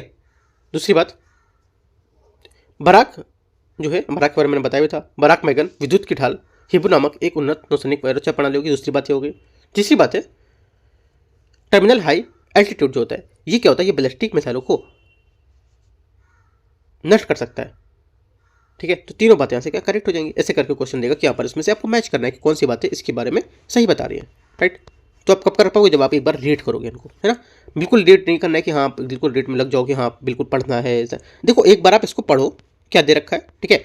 अभी मैं जो बता रहा हूँ इसको एक बार समझो, उसके बाद जब आपने एक बार नाइट में टाइम आप जिसको दो, जितना भी एक दिन में पढ़ दो, जैसे मैं इतना एक दिन में करा रहा हूँ 1 घंटे में जितना, उतना भी एक बार पढ़ो, ठीक है। उसके बाद रात में अपनी मैगजीन उठाओ, उस मैगजीन से जो भी अपने मैंने हाईलाइट कराया, मैगजीन बनाया या अपने नोट्स बनाया, उसको जाके रात में रीड करो, उसके बाद आप सो, ठीक है। तो काफ़ी अच्छा आपको फील होगा देखना करके ये सब, ठीक है। और एक बार मॉर्निंग में बाकी जो आगे पढ़ाने वाला, जैसे कि मॉर्निंग में आगे पढ़ाने वाला टॉपिक कौन सा, जैसे कि आज मैंने पढ़ा है 5 नंबर, तो जो भी आगे कराऊंगा वो एक बार मॉर्निंग में थोड़ा थोड़ा ऊपर दिख जाना है क्या ये, तो और अच्छे से समझ आएगा। ये क्या होता है तरीका पढ़ने का PT 365 मैगजीन का, है ना। तो आपको थोड़ा और समझ आएगी अच्छे से, वरना आप करते रहोगे, इसका टॉपिक देख लो, उड़ान का देख लो, इनका कर लो, उनका कर लो, करते रहोगे, कोई टॉपिक आपका कवर नहीं होगा, ठीक है। इस वजह से जो टॉपिक छूटेंगे मैं आपको यहाँ से आगे कवर कराऊंगा। आगे यहाँ पे 6.2 है क्रूज और बैलिस्टिक मिसाइल, इसके बारे में देखते हैं। देखो क्रूज और बैलिस्टिक मिसाइल में इनका मापदंड क्या होता है और यहाँ पर कौन कौन सी क्रूज मिसाइल है और कौन सी बैलिस्टिक मिसाइल है, इसके बारे में आपको देखना है। यहाँ पर जैसे कि इसका परिचय क्या है, परिचय देंगे कि यहाँ पर क्रूज मिसाइल क्या परिचय होता है, बताएंगे कि यहाँ पर क्या सबसोनिक क्रूज मिसाइल होती है, सुपरसोनिक क्रूज मिसाइल क्या है और हाइपरसोनिक क्रूज मिसाइल क्या है, इसके क्या प्रकार हो सकते हैं। कम दूरी की मिसाइल होती है ना, और यहाँ पर ये प्रारंभिक चरण में रॉकेट इंजन संचालित होती है और इसके बाद यहाँ पर अधिकांश उड़ान बिना इंजन के भी कर सकती है, राइट। तो यहाँ पर इसके बारे में क्रूज मिसाइल पर आप यहाँ पर पढ़ोगे, क्या इसकी परिचय होता है, दोगे आप। इसका पथ क्या होता है, अधिकतम अपेक्षाकृत ऊंचाई पर पृथ्वी के वायुमंडल में उड़ान भीतर बढ़ेगी और यहाँ पर बैलिस्टिक पर्यवेक्षण को लेकर के अनुसरण करेगी और पहले ऊपर की ओर जाती है, फिर यहाँ पर लक्ष्य नीचे की ओर गिरती है, ठीक है। ऐसे करके आपको देखना इसका परिचय है क्रूज मिसाइल का, ठीक है। और बैलिस्टिक मिसाइल का ये दे रखा है। अगला, मारक क्षमता क्या होगी क्रूज मिसाइल की, समान कम दूरी होती है और जो समांतर लंबी दूरी होती है किसकी, बैलिस्टिक मिसाइल की। पायलट क्या होता है इनका पायलट ऐसा होता है। तो इससे करके आप इसको लिखना नोट्स, अगर देखो नोट्स बना सकते हो 10 से 15 मिनट में तो उनको बना लो, अच्छा है। अगर आप नहीं बनाना चाहते हो तो इसी से आपको यहाँ चीज़ें रीड करनी है ना, आंसर क्वेश्चन इसी से बनाना है अपना, राइट। तो ये चीज़ आपको यहाँ से पूरी कवर करनी पढ़नी है, इंपॉर्टेंट है। आगे देखते हैं बैलिस्टिक मिसाइल क्या होती है। देखो बैलिस्टिक मिसाइल यहाँ पर नोट यहाँ पर लिखा है, क्वाजी बैलिस्टिक मिसाइल ऐसी मिसाइल होती है जिनमें जो परीक्षण अपेक्षाकृत निम्न होता है और ये बैलिस्टिक पथ का अनुसरण करती है, लेकिन यहाँ पर आवश्यकता पड़ने पर उड़ान के दौरान दिशा बदलने पर पैंतरेबाजी करने में सक्षम होती है। तो यहाँ पर प्रमोशन स्थली होता है जहाँ से हम लॉन्च की गई और यहाँ पर क्रूज मिसाइल ये हो गई और लक्ष्य इनका ये है, बैलिस्टिक मिसाइल जा रही है। अग्नि 5 इंटरमीडिएट रेंज बैलिस्टिक मिसाइल, इसमें क्या है, यहाँ पर क्या भारत में मध्यम दूरी बैलिस्टिक मिसाइल अग्नि 5 का सफलतापूर्वक परीक्षण किया गया। ये परीक्षण सबमरीन बल कमान के अधीन किया गया। एसएफसी परमाणु भारत के परमाणु कमान प्राधिकरण का हिस्सा होगा। ये देश के सामरिक और यहाँ पर रणनीतिक परमाणु हथियारों के भंडार को प्रबंधन और प्रशासन का काम करेगा, ठीक है। अग्नि 5 के बारे में कुछ बातें यहाँ पर दे रखी हैं, जैसे कि ये एक यहाँ पर परमाणु सक्षम सतह से सतह मार करने वाली बैलिस्टिक मिसाइल होगी। ये 3 चरणीय ठोस ईंधन वाली चलती है, इंपॉर्टेंट बात है 3 चरणीय वाली है। रेंज 5,000 किलोमीटर से अधिक। विकास करता DRDO और अग्नि एकीकृत दिशा निर्देश मिसाइल विकसित कार्यक्रम है, उसके तहत पर 5 मिसाइलों में एक मानी जाती है। मैच क्या होगा, ये भारत को multiple independently targetable re entry vehicle वाले चुनिंदा देश को क्लब में शामिल करना चाहता है। भारत के जो अतिरिक्त यहाँ पर ये अमेरिका और रूस में भी, फ्रांस में पास होगी, ठीक है। जरूरी नहीं कि सिर्फ भारत के ही पास है, इन तीनों चारों के पास यहाँ पर है, भारत, अमेरिका, रूस, चीन, फ्रांस, है ना। इंटीग्रेटेड गाइडेंस मिसाइल्स जो डेवलपमेंट प्रोग्राम है IGMDP, इसकी शुरुआत 1983 में की गई थी। इसका उद्देश्य भारत में मिसाइल प्रौद्योगिकी क्षेत्र में आत्मनिर्भर बनना। पृथ्वी क्या है, ये कार्यक्रम कुछ यहाँ पर पृथ्वी, त्रिशूल, आकाश, नाग, तो ये इंपॉर्टेंट है, न्यूज़ में आए, इनको एक बार देख सकते हो, ठीक है। इनको एक बार पूरा नोट देखो, आपके पास अगर अच्छा सा नोट्स है साइंस टेक्नोलॉजी का तो यहाँ पर चीज़ें दी होंगी। अगर चीज़ें यहाँ पर दी है तो आपको दोबारा नहीं करना है, जैसे कि यहाँ पर पृथ्वी का क्या है, त्रिशूल का क्या है, तो कुछ स्टैटिक में टॉपिक हैं, स्टैटिक के सब वो आपके टॉपिक में लिखे होंगे। अगर आपके पास मैगजीन है, आपके पास अगर कोई नोट्स है साइंस टेक्नोलॉजी का तो वहाँ से कर सकते हो उनको। साइंस टेक्नोलॉजी के नोट्स ओपन करो, जो टॉपिक चाहिए उस टॉपिक पे जाके आप देखो क्या क्या चीज़ दे रखी है, तो वहाँ से भी चीज़ें कवर करो, राइट। ऐसे करके टॉपिक को कवर करने, जरूरी नहीं कि यहाँ पर दिया फिर भी आप लिखे जा रहे हो, नहीं, जो चीज़ आपके पास लिखा है ये आपके पास नोट्स है तो उसको यूज कर सकते हो आप। आगे आते हैं अग्नि प्राइम DRDO और यहाँ पर सामरिक बल कमान ने यहाँ पर सफलतापूर्वक सफल किया, ऐसा कुछ नहीं है। देखो अग्नि प्राइम के बारे में क्या पूछेगा, अग्नि प्राइम के बारे में ये 2 चरणीय ठोस ईंधन आधारित कैनिस्टर लॉन्च बैलिस्टिक मिसाइल होगा। ये परंपरागत और परमाणु दोनों तरह से हथियार ले जा सकती है। IGMDP की समाप्ति के बाद नई पीढ़ी मिसाइल की पहली होगी, ठीक है। तो 2 बातें इसकी याद रखनी है। आगे रहते हैं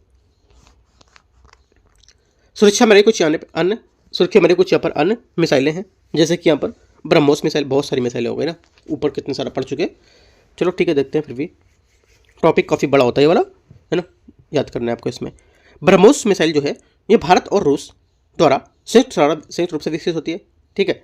और पहला चरण इसमें क्या होगा, दूसरा चरण क्या होगा, पहला चरण यहाँ पर ठोस प्रवर्धक होता है, दूसरा चरण पर तरल रैमजेट होता है। लेकिन क्वेश्चन घुमा सकता है, आपसे बोलेगा पहला चरण इसमें तरल रैमजेट होता है जबकि दूसरा चरण ठोस प्रवर्धक होता है, तो ये बात आपको याद रखनी है, ठीक है। रेंज इसकी, और ये बोलेगा यहाँ पर 500 किलोमीटर से अधिक रेंज तक इसकी क्षमता होती है और ये दागों और फुलझों तकनीक पर आधारित होती है ना, ऐसे करके बताएगा आपको ये। तो बोलेगा इस सब बातें बताएगा, बोलेगा किसकी बात यहाँ पर की जा रही है, तो यहाँ पर ब्रह्मोस मिसाइल और अग्नि मिसाइल की बात, अस्त्र मिसाइल की बात कर रहे हैं, ठीक है। और यहाँ पर प्रलय मिसाइल है उसकी बात की जा रही है, यहाँ पर प्रलय मिसाइल के बारे में क्या है, राइट। तो यहाँ पर देखो छोटे छोटे पॉइंट दे रखे हैं, इनको एक बार नोट करके कहीं साइड में बना लेना, लिख लेना। अगर आपके पास लिखा है, क्योंकि स्टैटिक पॉइंट है सब, लिखा है तो ठीक है, नहीं लिखा है तो आपको यहाँ से पढ़ना पड़ेगा, ठीक है। स्टैटिक चीज़ है ये। आगे आते हैं, इनमें देखो कुछ शॉर्ट नहीं होता है, बस मैंने आपको बताया कैसे कैसे क्वेश्चन बन सकता है। आपको यहाँ से देगा, जैसे कि दे देगा आपको, हाँ, आपको देगा ये यहाँ पर सुपरसोनिक गति से यात्रा करती है, जिसका पता लगाना कठिन हो जाता है, ठीक है। इसका विकास इजराइल एरोस्पेस द्वारा इंडस्ट्री द्वारा किया गया था, और ये लंबी दूरी से हवा से हवा मार करने वाली सटीक पर हमला करेगी। तो यहाँ पर कौन सी मिसाइल की बात कर रहा है? ये बात कर रहा है रैम्पेज मिसाइल की, ऐसे करके देगा, ठीक है। आगे आते हैं, स्क्रैमजेट इंजन क्या है? स्क्रैमजेट इंजन ये परीक्षण हाइपरसोनिक हथियार तकनीकी को विकसित करने की दिशा में एक महत्वपूर्ण कदम होगा, राइट। स्क्रैमजेट के बारे में, स्क्रैमजेट इंजन खास है सुपरसोनिक कम्बस्टिंग रैमजेट इंजन है। ये रैमजेट इंजन की तुलना में एक उन्नत संस्करण होगा, ठीक है। इसकी प्रमुख विशेषताओं पर एक नजर डालते हैं। क्या है यहाँ पर?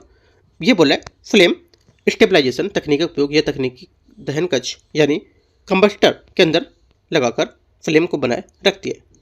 असिस्टेंट टेक ऑफ पर निर्भर करना, है ना। और यहाँ पर इसलिए यहाँ पर क्योंकि यहाँ पर स्क्रैमजेट चालित यान को रॉकेट की सहायता से उड़ान भरने की आवश्यकता होती है, ताकि यहाँ पर उस गति से पहुंचे जा सके और थ्रस्ट उत्पन्न करना शुरू कर दे। ये पॉइंट इंपॉर्टेंट है। आगे देख सकते हैं, ये भी पढ़ सकते हो दोनों। भारत स्क्रैमजेट इंजन का सफलतापूर्वक परीक्षण करने वाले देशों में सामूहिक रूप से शामिल हो गया है, और भारत के अतिरिक्त ये कीर्तिमान बनाने वाले देशों से रूस, चीन आदि भी शामिल है इसमें। स्क्रैमजेट के बारे में कुछ यहाँ पर पॉइंट दे रखे हैं, रैमजेट और यहाँ पर स्क्रैमजेट की इंजन की तुलना। ये स्क्रैमजेट इंजन, इसमें तीव्र वायु गति, मैक 6 से ऊपर, सुपरसोनिक दहन, और यहाँ पर 3 से 5 6 और सबसोनिक और वायुदहन का धीमा उपयोग। तो रैमजेट और स्क्रैमजेट के बारे में दोनों देख सकते हो। ये रैमजेट है, ये स्क्रैमजेट है। आगे स्क्रैमजेट प्रौद्योगिकी के लाभ क्या हो सकते हैं? क्या पूछेगा ऐसा क्वेश्चन, उसको देखते हैं। ये पॉइंट इंपॉर्टेंट है। रॉकेट इंजन और ऑक्सीडाइजर दोनों को ले जाना होता है, जबकि यहाँ पर जेट इंजन दहन के लिए वायुमंडल ऑक्सीजन पर ही निर्भर रहता है। ये पॉइंट इंपॉर्टेंट है, ठीक है। बेहतर कार्यकुशलता इसमें होती है, इसके तहत ये पहला पॉइंट भी इंपॉर्टेंट है, ठीक है। किफायती क्या होगा? अंतरिक्ष अन्वेषण।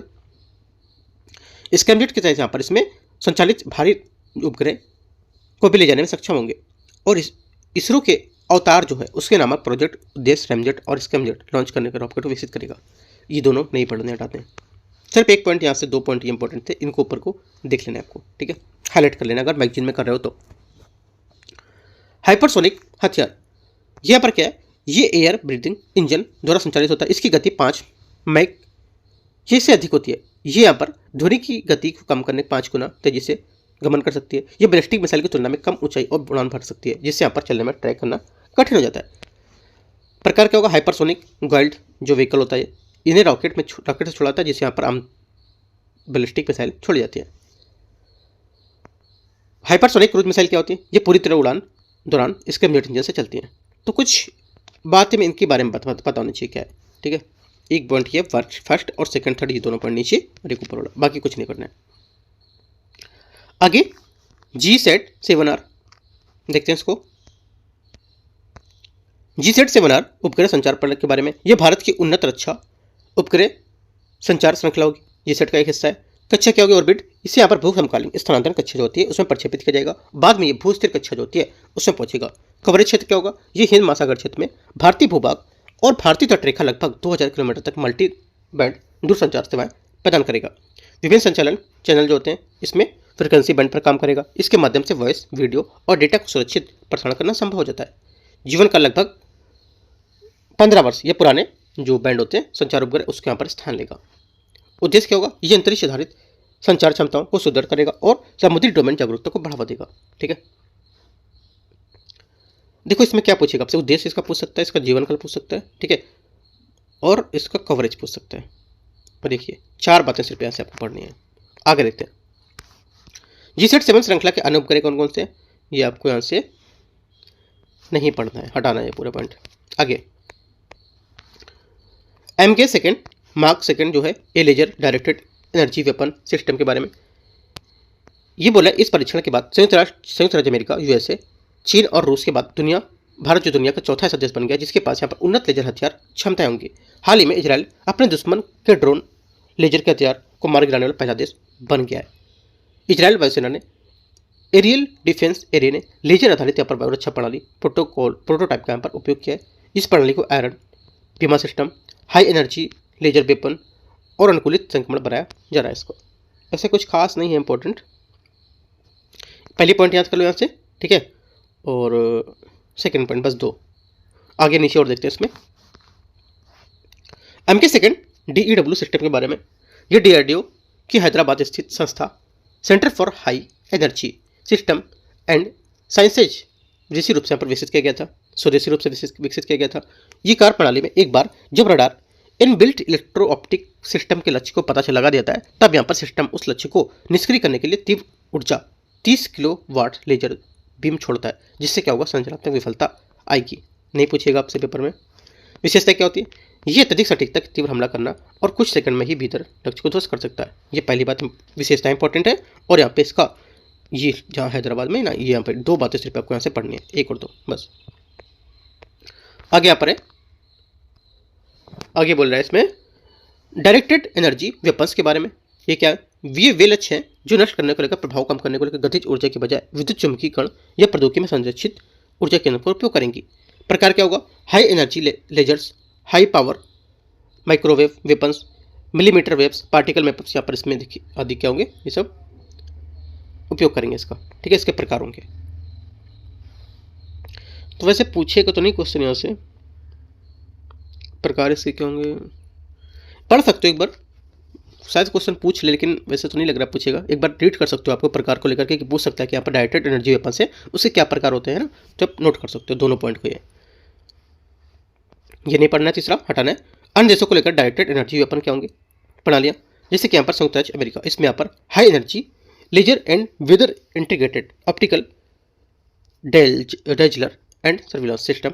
चीन में क्या है, ये यूनाइटेड में, ये यूके में, ये और यहाँ पर रूस में। तो यहाँ पर बोल देगा कि इनमें से कौन से किसके द्वारा यहाँ पर DW जो प्रणाली विकसित की गई है, मैचिंग करने दे देगा ऐसे करके, है ना। आपको दे देगा चीन को दे देगा लेजर, राइट।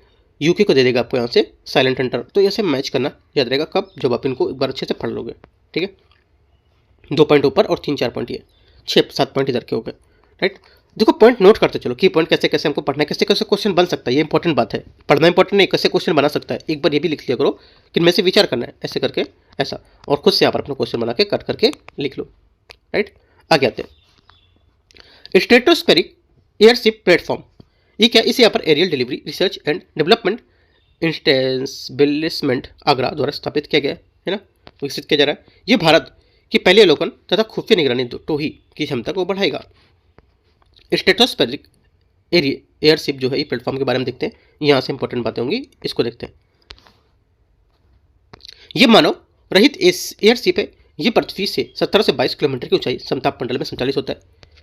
ये हाई एल्टीट्यूड स्यूडो सैटेलाइट में काम करता है और ये लंबे समय तक हवा में रह सकता है।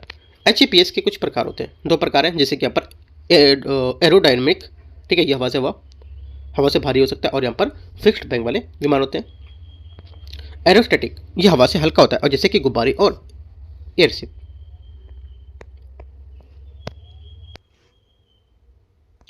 आगे इसमें और है, तो यहाँ से 2-3 पॉइंट आपको पढ़ने हैं, क्योंकि यहाँ पर इसके क्या प्रकार होते हैं ये, और ऊपर दोनों पॉइंट, ये 4 पॉइंट आपको ऐसे करने हैं। इसके यहाँ पर लिफ्टिंग तंत्र क्या होता है, इसमें यहाँ पर उड़ान के लिए हीलियम गैस का प्रयोग करते हैं, ये भी पॉइंट इंपॉर्टेंट है। ऊर्जा स्रोत क्या होता है इसका, ये ऊर्जा जो सौर ऊर्जा से संचालित होता है और रात्रि में संचालन के लिए ऑन बोर्ड बैटरियों का उपयोग करता है, ये भी पॉइंट इंपॉर्टेंट है। SAP के सामरिक लाभ हो सकते हैं, SAP मतलब स्ट्रेटोस्फेरिक एयरशिप्स के क्या लाभ हो सकते हैं, imaging sensor, radar, telecom payloads लगाए जा सकते हैं, जिससे यहाँ पर तीव्र सीमाओं की निगरानी, आपदा प्रबंधन को लेकर मदद की जा सके। तो सभी पॉइंट इसके क्या इंपॉर्टेंट है, ये आपको पूरा टॉपिक यहाँ से पढ़ना है, ठीक है। एकदम यहाँ पर देखोगे तो याद हो जाएगा टॉपिक, क्योंकि इतना कठिन लैंग्वेज से नहीं दिया हुआ है, काफ़ी आसान है ये, है ना। आगे आते हैं, एक बार देखो मैं जब पढ़ाता हूँ तो आप एक बार इसको करो, एक बार रात में आपको जरूर इसको वीडियो में नहीं देखना है, एक बार आप अगर देख लेते हो दोबारा नहीं देखना है, दोबारा जो नोट्स आपने बनाए उस नोट्स को आपको रीड करना है, ठीक है। साइड में क्वेश्चन जरूर बनाते चलो, कैसे क्वेश्चन ऐसे पूछ सकते हैं, है ना। ये आगे आते हैं विमान हेलीकॉप्टर, इसमें देखते हैं, यहाँ पर है AMCA के कार्यक्रम का विवरण, हम लोग को यहाँ से पढ़ना है। ये बोला प्रमुख एजेंसी DRDO के तहत यहाँ पर एरोनॉटिकल डेवलपमेंट एजेंसी होगी। मुख्य विशेषताएं सुपर क्रूज इंटरनल वेपन वे सेंसर फ्यूजन यही संचालित जो एवियोनिक्स रडार हैं, सर ऑब्जर्वेशन कंपोनेंट्स है, वो वेरिएंट क्या होंगे, F414 इंजन के साथ यहाँ पर, स्वदेशी इंजन के साथ यहाँ पर MK2 की योजना बनाई जा रही है। तो यहाँ पर कुछ इसकी विशेषताएं और वेरिएंट देख सकते हो क्या है। ये दो बातें। एजेंसी क्या होगी, DRDO, राइट। ये तीन बातें हो गई। पांचवी पीढ़ी के यहाँ पर लड़ाकू विमानों की कुछ विशेषताएं, ये नहीं पूछेगा, हटाओ उसको, एक्स्ट्रा कुछ यहाँ से नहीं पढ़ने। लड़ाकू विमानों की नवीनतम पीढ़ी ये क्या होंगी, ये भी हटाते हैं, ठीक है। ये भी कुछ आपसे नहीं पूछेगा टॉपिक। कहते हैं आगे यहाँ पर है, देखो ऑल इंडिया को ओपन टेस्ट हुआ था अभी ना, एक दो दिन पहले, संडे को शायद हुआ था, कल ही हुआ था, राइट। तो जो टेस्ट इसका है, मैं आपको टेस्ट कोशिश करूंगा टेलीग्राम पे PDF प्रोवाइड कराऊंगा, लेकिन आप किसी को PDF नहीं शेयर करोगे तो मैं प्रोवाइड करा दूंगा, क्योंकि यहाँ पर जो पर्सनल टेस्ट होता है वो मैं आपको शेयर करूंगा, ठीक है। तो कोशिश करूंगा, मैं दे दूंगा आपको, मिलेगा तो। आगे आते हैं, सुर्खियों में कुछ यहाँ पर विमान, हेलीकॉप्टर, अपाचे क्या है ना, अपाचे देख सकते हो, LCA Mark 1 है, ये थोड़ा इंपॉर्टेंट है, अपाचे भी इंपॉर्टेंट है। और देखो इनके बारे में नोट्स आपको क्रिएट नहीं करना है बिल्कुल भी, है ना। इनके बारे में सिर्फ आपको क्या रीड करना है एक बार, कि यहाँ पर जैसे कि आप पढ़ोगे राफेल मरीन क्या, राफेल यहाँ पर निर्माण कौन किया है, किसने, फ्रांसिस ने किया है, राइट। अब जैसे कि यहाँ पर दो तीन है, जैसे इसने क्या, इसका यहाँ पर ये जो है, इसे किसने बनाया, तेजस LCA है, यहाँ पर नहीं दे रखा है ना, विनिर्माता, अच्छा इसका विनिर्माता दे रखा है, ऊपर नहीं दे रखा है इनका। तो देखो इनको एक बार आप रीड करो कि क्या यहाँ पर है, ठीक है। बस रीड करना है, नोट्स इनका नहीं बनाना है बिल्कुल भी, ठीक है, क्योंकि आपके पास नोट्स बहुत गट्ठा बन जाएगा अगर इसका आप अगर बना के चलोगे इन सब चीज़ का एक एक का ना। सिर्फ आपको इनको रीड करना है, जो यहाँ पर जितने भी हेलीकॉप्टर आ रहे हैं, जहाज आ रहे हैं, राइट। INS अर्नाला, ये क्या, इनका नाम महाराष्ट्र के ऐतिहासिक तटीय जो किले उसके नाम पर रखा गया, इंपॉर्टेंट है, थोड़ा सा पढ़ना है, नोट्स नहीं बनाना है, राइट। कुछ कुछ अपने माइंड में भी चीज़ें रखनी है, सब नोट्स में नहीं रखना है। एक बार आप पढ़ोगे, दोबारा आप जब पढ़ोगे तो आपको माइंड में कुछ सेट हो जाएंगी कि कौन कौन सी चीज़ें कहाँ पर थी, इस वजह से दोबारा पढ़ना इंपॉर्टेंट होता है, राइट। हम लोग क्यों कहते हैं कि पेपर एक बार पढ़ लो तो उसको एक बार ऊपर माइंड से रीड करो, उसके बाद सॉल्व करो, क्योंकि चीज़ें हमारे में माइंड में सेट हो जाती हैं। अब डायरेक्ट आप क्वेश्चन देखो, सॉल्व करोगे तो आपको क्वेश्चन नहीं आएगा वहाँ पर। एक बार आप पेपर को 5 मिनट या 6 मिनट में पेपर पूरा देख जाओ, सिर्फ 5 मिनट में रिलैक्स होकर पेपर सॉल्व करो, 5 मिनट पेपर देख जाओ, उसके बाद अपना क्वेश्चन को सॉल्व करो। तो जो चीज़ नहीं आ रही होगी ना, वो चीज़ कुछ टाइम बाद माइंड में सेट हो जाएगी, ऑटोमेटिक वहाँ से आंसर उसका आ जाएगा, ये सच है। एक बार करके आप देखो इसको। आगे आते हैं, अनमहत्वपूर्ण सुर्खियाँ, रुद्राक्ष क्या है, रुद्रास्त्र, ठीक है, भार्गवास्त्र क्या है, ये आपको देखना है, राइट। रुद्रास्त्र में क्या है, रुद्रास्त्र, हाँ, इस रुद्रास्त्र में आपको पढ़ना है कि यहाँ पर इसमें सटीक दिशा निर्देश और पर्सनल वाटर हेडेड है, लगे तो जिसकी ऊंचाई से यहाँ पर छोड़ा जा सकता है, और ये लाइव वीडियो भेज सकता है, और स्वचालित मोड लॉन्च स्थान पर वापस लौट सकता है, ठीक है। आगे भार्गवास्त्र क्या होता है, इसके बारे में यहाँ पर देख सकते हो कि यहाँ पर ये कम लागत वाली हार्ड किल एंटी ड्रोन प्रणाली होती है, कम लागत की होती है। इसे स्वार्म ड्रोन निष्क्रिय करने को लेकर डिजाइन किया गया है।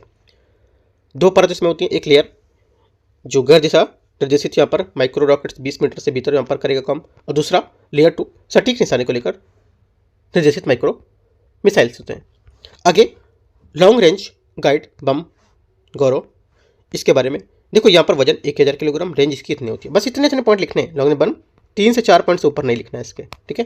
फाइबर ऑप्टिकल ड्रोन, इसके बारे में भी 3 से 4 लाइन के ऊपर नहीं जाना है आपको। जैसे कि यहाँ पर इसके बारे में रेडियो लिंक के बजाय लंबी फाइबर ऑप्टिकल केबल को लेकर यहाँ पर उपयोग करके संचालित करता है।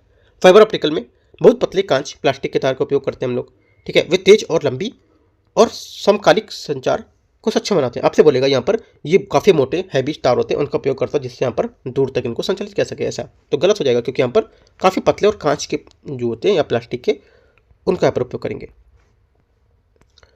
फाइबर केवल एक समय में ही आवृत्ति पर केवल एक ही संचार को सक्षम कर सकती है। तो 3-4 पॉइंट आपको याद रखना है। रेडियो लिंक ना होने से अर्थ होता है कि यहाँ पर इलेक्ट्रॉनिक जो वॉरफेयर है उससे प्रणाली को जाम या इंटरसेप्ट नहीं किया जा सके, ठीक है। 4 पॉइंट आपको ऐसे पढ़ने, फाइबर ऑप्टिकल जो है ड्रोन है, और ऊपर जो मैंने बताया तो 3-4 पॉइंट, वो ऐसे करके छोटे छोटे से की नोट्स आपको बना लेने हैं, ठीक है। आगे देखते हैं प्रोजेक्ट 17A, ये क्या है, देखो प्रोजेक्ट 17A के बारे में, ये शिवालिक श्रेणी जो है उसमें 17 फिगरेट्स फॉलोन, ये तो नहीं पूछेगा, ये हटाते हैं, नहीं पूछेगा पूरा टॉपिक, कुछ यहाँ पर दिए नहीं है इसमें। नेत्र क्या है, नेत्र MK सेकेंड, नेत्र मार्क थर्ड, ये क्या है, सॉरी सेकेंड, नेत्र मार्क सेकेंड।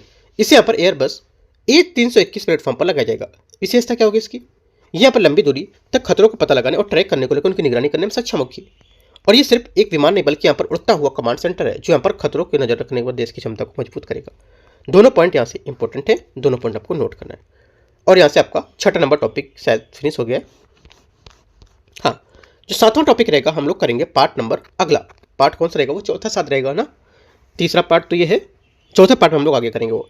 तो जितने भी मैंने टॉपिक आपको बताए, कौन कौन से की पॉइंट नोट करने है ना, कौन कौन से टॉपिक को आपको पढ़ना है, तो उतनी चीज़ आपको यहाँ पर आज PT 365 को लेकर मैगजीन में करना है। ठीक है, कोशिश करना है कि जितना मैं आज बता रहा हूँ इतना इसका आप पूरा खत्म कर पाओ।